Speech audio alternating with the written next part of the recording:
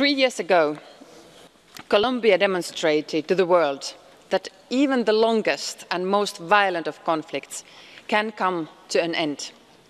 No one imagined that building peace would be easy, but 3 years on, the great majority of Colombians would never go back to the dark years of their country's history. High Representative Mogherini was in Colombia last week, and she saw a country that looks forward, not backwards. President Duque has confirmed his willingness to keep implementing the peace deal. The leadership of the FARC as a political party and the vast majority of former fighters remains committed to the agreement. It is true that a small group of FARC dissidents have decided to take up arms again.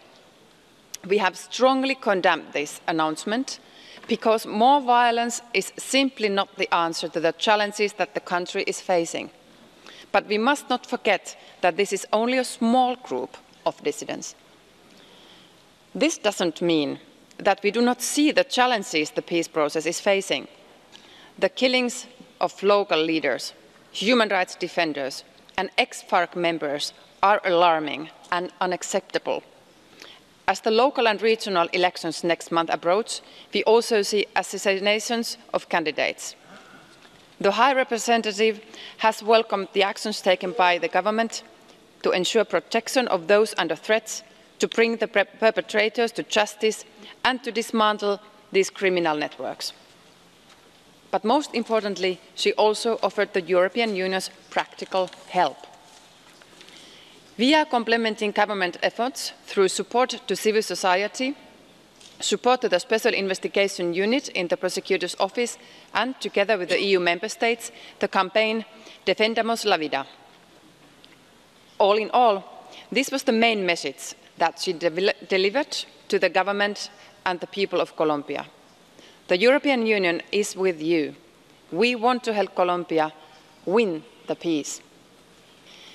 During her visit to Bogotá, the High Representative announced a number of measures to step up our support to the peace process. She met with the top officials in the three main institutions of the transitional justice system, the Truth Commission, the Search Unit for Missing Persons, and the Peace Court. She announced 4.5 million euros in support to the Truth Commission, which adds to our support to the Search Unit, and we are planning to also support to the Peace Court. So far, the EU has invested around 645 million euro over these last years to support peace in Colombia, including through the creation of a specific trust fund. The European Union is also the largest foreign investor in Colombia, with a special focus on sustainable development in the areas that were most hit by the conflict. On top of this, the High Representative also announced a new package to support Colombia's solidarity towards refugees and migrants from Venezuela. We are putting an extra 30 million on top of the 120 million already invested.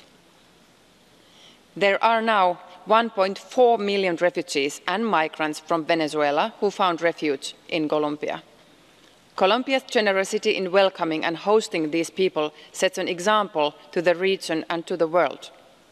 However, to praise is not enough.